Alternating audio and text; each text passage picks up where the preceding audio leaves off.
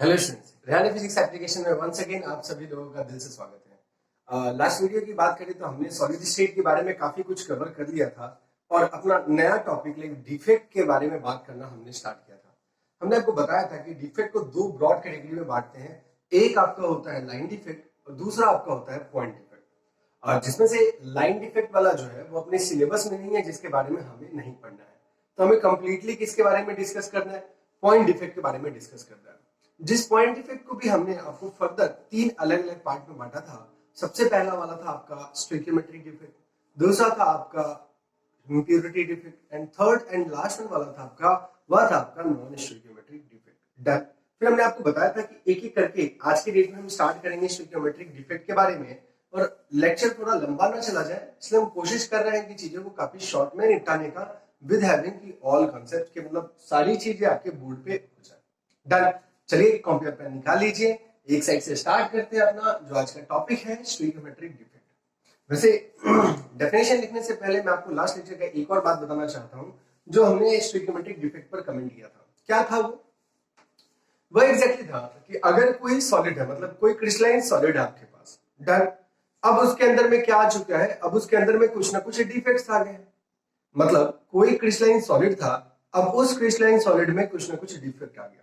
But defect के होने के बाद भी, ध्यान से सुने, डिफेक्ट के होने के बाद भी अगर उस सब्सटेंस का या फिर उस सॉलिड का स्टोइकियोमेट्री नहीं बदलता है तो वैसे जैसे पाए जाने वाले डिफेक्ट्स ही आपके क्या कहलाते हैं? वैसे जैसे डिफेक्ट पाए जाने वाले डिफेक्ट्स ही आपके स्टोइकियोमेट्रिक डिफेक्ट कहलाते हैं। मतलब डिफेक्ट तो हो बट स्टोइकियोमेट्री पर क्या हो? स्टोइकियोमेट्री पर कोई प्रभाव ना पड़े, क्या कहलाता है? अपना कहलाता है स्टोइकियोमेट्रिक डिफेक्ट।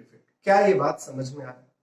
ये हमने लास्ट क्लास में भी आपको बताया था और अगेन हम आपको इन द वेरी स्टार्टिंग क्या होता है डेफिनेशन उस पर ही हम लोग बात कर रहे हैं। याद कीजिए ना, हमने बताया था AB2 करते कुछ तो है, एंड जब प्रोडक्ट साइड में भी आप देखोगे कि मतलब क्रिस्टल में डिफेक्ट आ गया तो अगेन भी वो क्या रह जाएगा? वह AB2 ही रह जाएगा और कुछ नहीं। क्या ये बात समझ में आ रही है?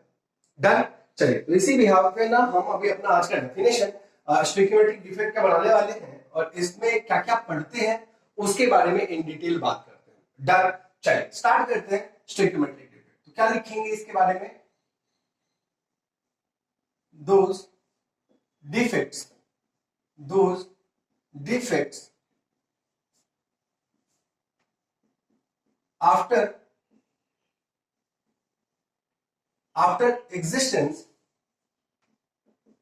after existence tense of such defect,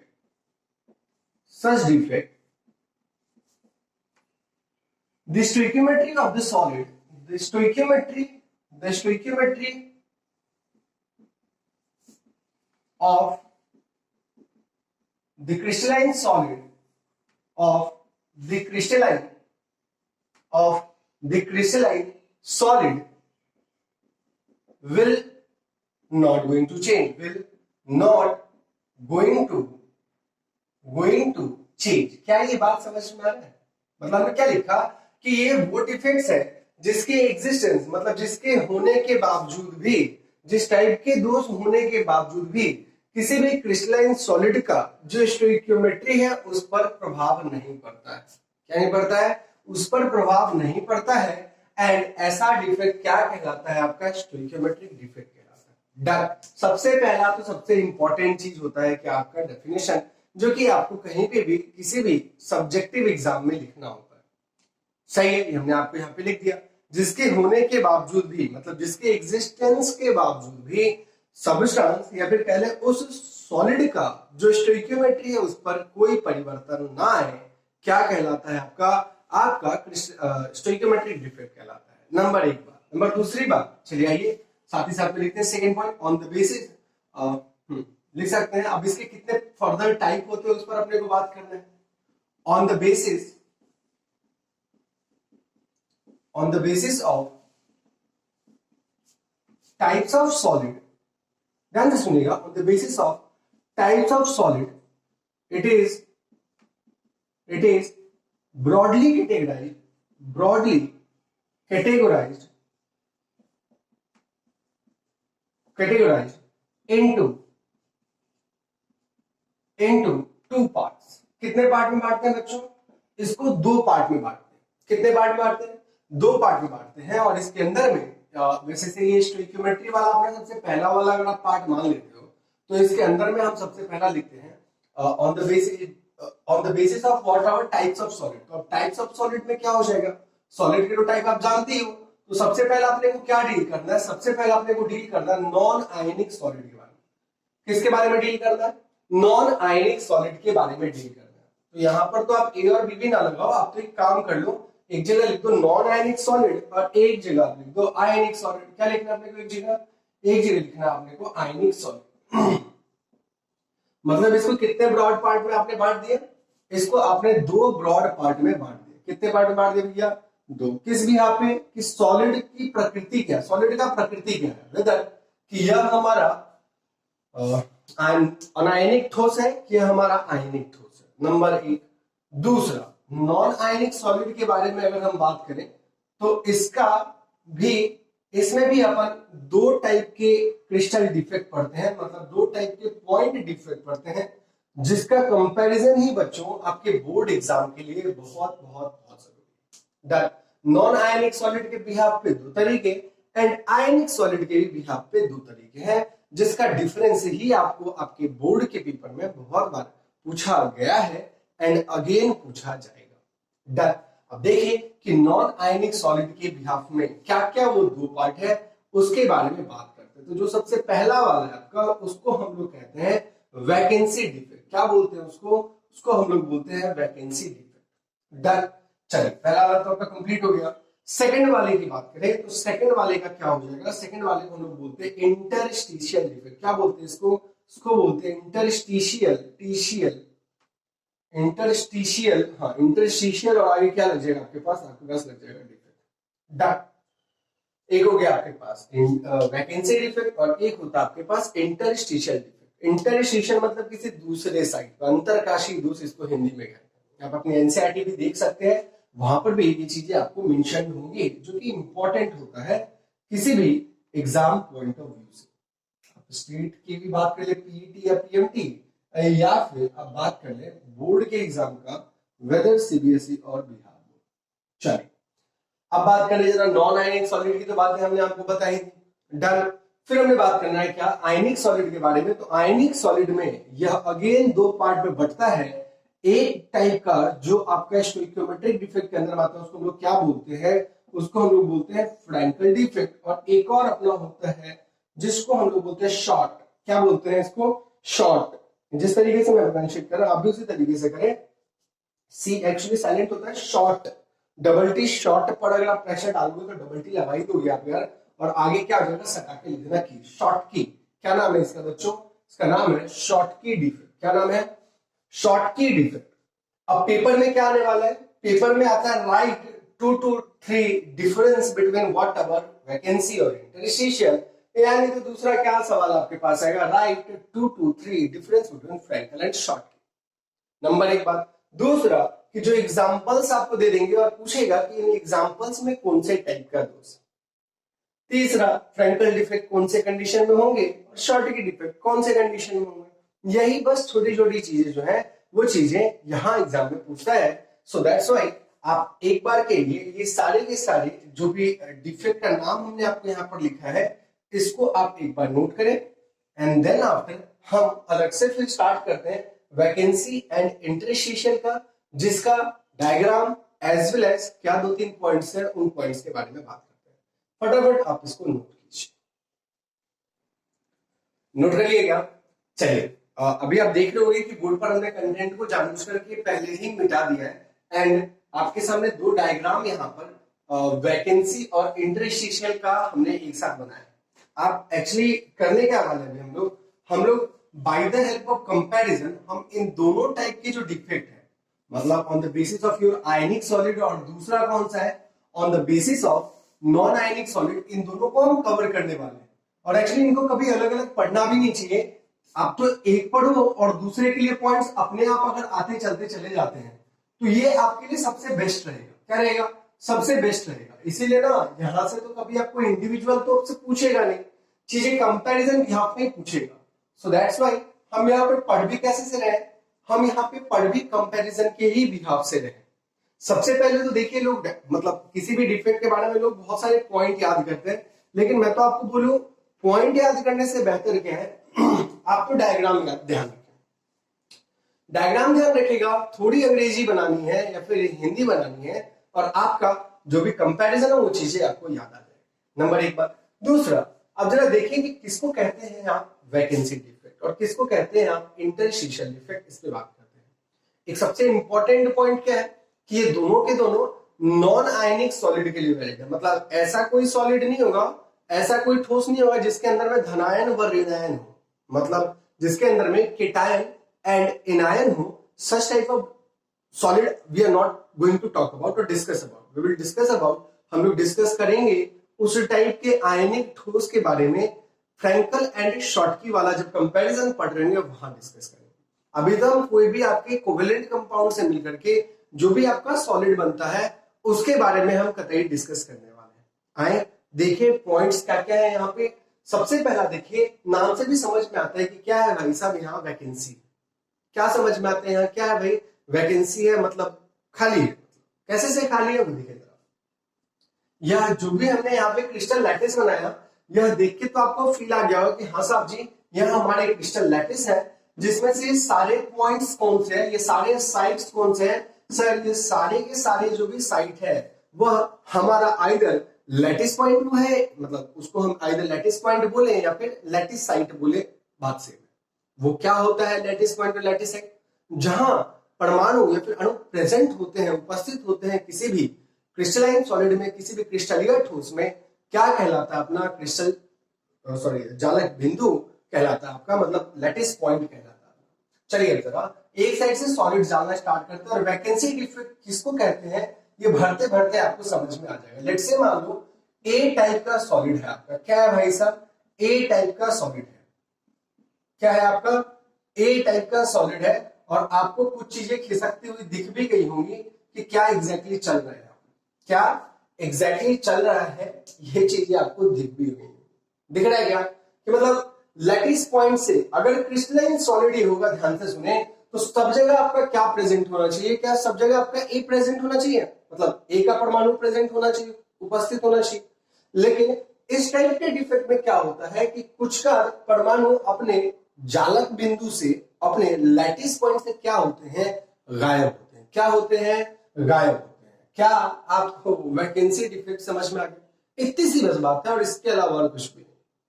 क्या ये बात आपको समझ में आ रहा है? क्या बोल रहा हूं मैं कि किसको आप कहते हो वैकेंसी डिफेक्ट? हम उन्हें वैकेंसी डिफेक्ट कहेंगे या फिर उन्हें रिक्तिका दोष कहेंगे जिसके अंदर में कहीं कहीं से जालक बिंदु से परमाणु क्या हो जाते हैं, गायब हो जाते हैं। क्या कहलाता है अपना वैकेंसी डिफेक्ट कहलाता है। क्या ये बात समझ में आ रहा है? डन यहां तक। चलिए अब बात करें सर इंटरस्टिशियल फिर क्या होगा उसके बारे में बताइए। अब इंटरस्टिशियल क्या होगा बच्चों, ये भी देखो आप बहुत अच्छे तरीके से समझ जाओगे।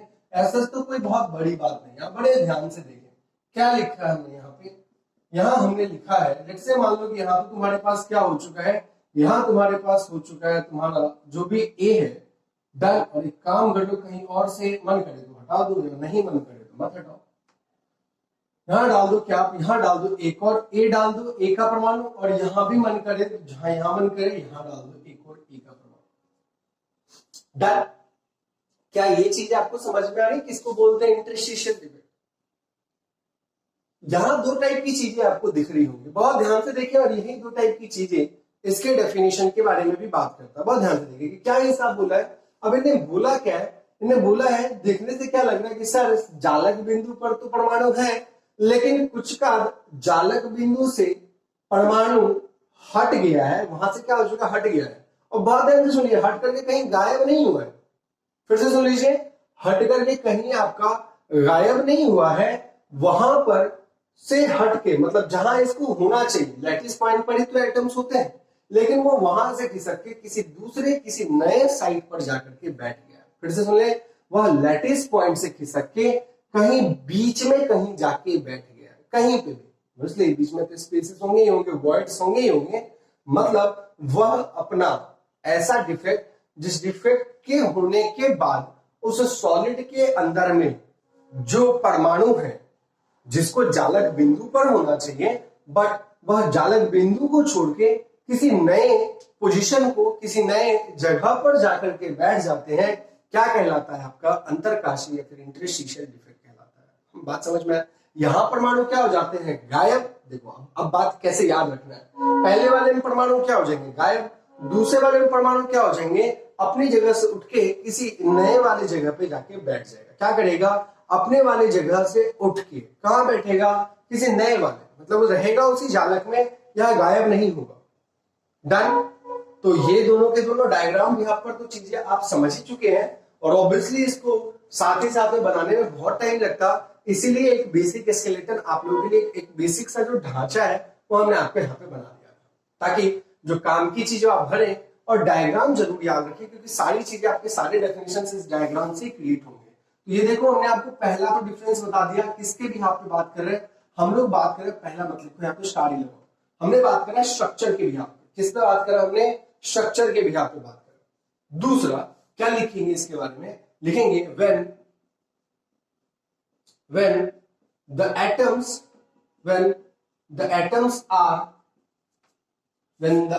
are vacant,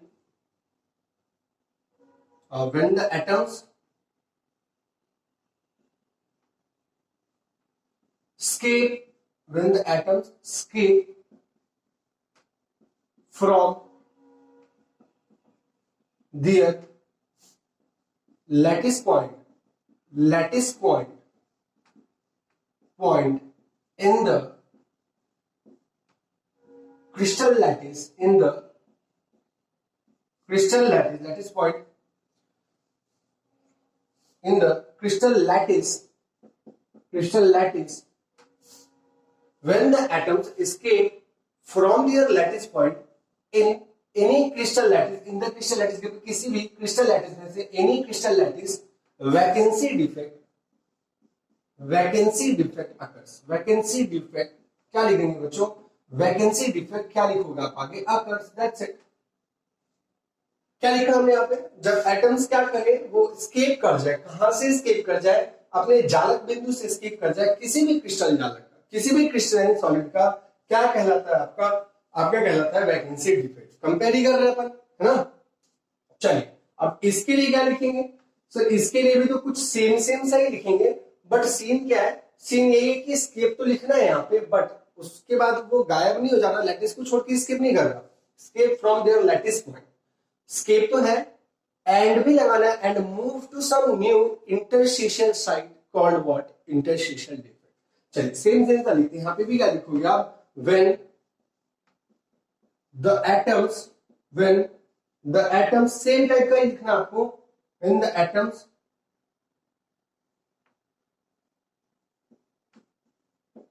escape from their, देखो बिल्कुल सेम टाइप का बनाते हैं ताकि आपको याद करने में दिक्कत ना हो। escape from their lattice point,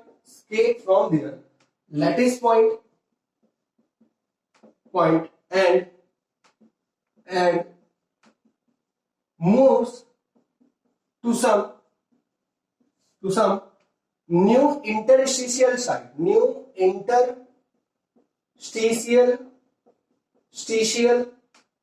and move to some new interstitial site inside a lattice। ध्यान रखिएगा, इंपॉर्टेंट क्या है? inside a lattice is called inside a lattice में, फिर inside a crystal lattice लेंगे, मतलब उसी क्रिस्टल जालक में, crystal lattice क्या लिख देंगे यहाँ पे? इंटरस्टिशियल डिफेक्ट अगर। क्या लिखना है आपने को? क्या लिखना है? Interstitial defect occurs. क्या ये बात आपको समझ में आ रहा है? जो हमने आपको देख के बताया उसी बात को ही बस केवल यहां लैंग्वेज में लिख दिया है। नंबर एक बात। नंबर दूसरी बात क्या? अब बात आती है सर घनत्व के बारे में, मतलब जो दूसरा पॉइंट है वह है आपका डेंसिटी रिगार्डिंग। किसके रिगार्डिंग है? डेंसिटी रिगार्डिंग में, कि डेंसिटी पर आप क्या कमेंट करोगे। तो आओ जरा कमेंट करते हैं डेंसिटी पे। लेट्स से मान लो कि ये रहा आपका गिवन वॉल्यूम। क्या रहा आपका? Given volume. अब गिवन वॉल्यूम में दिए गए आयतन में मास, मतलब जब अगर एटम एस्केप आउट कर जाएगा तो द्रव्यमान क्या हो जाएगा, द्रव्यमान क्या हो जाएगा, घट जाएगा, घटेगा ना। तो अगर मान लीजिए दिए गए आयतन में अगर परमाणु अगर आपके वहां से गायब है तो आपका क्या घट जाएगा, द्रव्यमान घट जाएगा। अल्टीमेटली क्योंकि मास द्रव्यमान घटेगा तो आप अल्टीमेटली क्या बोलोगे, उसका घनत्व भी क्या हो जाएगा, कम जाएगा। तो आप लिख सकते हैं यहाँ पे डेंसिटी ऑफ सॉलिड डिक्रीजेस। एक के केस में जब अगर आपने डिक्रीजेस बोल दिया तो दूसरे के केस में आप क्या बोल सकते हो, डेंसिटी विल इंक्रीज। डेंसिटी यहाँ पे डिक्रीजेस हो जाएगा तो डेंसिटी विल यहाँ पर क्या हो जाएगा, यहाँ हो जाएगा आपके पास इंक्रीज। क्या हो जाएगा, इंक्रीज हो जाएगा। 2 सेकंड, स्पेलिंग में थोड़ी गड़बड़ी हो रही है, इंक्रीज। डन, यहां तक एक बात समझ में आ रहा है। तो देखिए हमने आपको क्या बता दिया, हमने आपको लैटिस बना के दिखा दिया नंबर 1 बार, और जो फिनोमेनन हुआ उसको भी हमने आपको बता दिया। एंड अल्टीमेटली जो डेंसिटी वाली जो चीजें हैं यह ऑब्जेक्टिव पूछा जाता है, मतलब जब अगर वैकेंसी डिफेक्ट होगा तो डेंसिटी पर क्या प्रभाव पड़ेगा, option A increases, option B decreases, option C can't comment, option D कुछ भी हो सकता है। इस तरीके से आपको उन चारों ऑप्शन में से कोई एक ऑप्शन को पिक करना होगा। बात समझ में आ रहा ना। तो ऐसी चीजें यहां पर ऑब्जेक्टिव बनती है। एंड ऐसा कुछ खास तो है नहीं, यह हमने किसके भी यहाँ पे बांट दिया, on the basis of non ionic solid. किसके भी यहाँ पे बांटा है बच्चों, ऑन द बेसिस ऑफ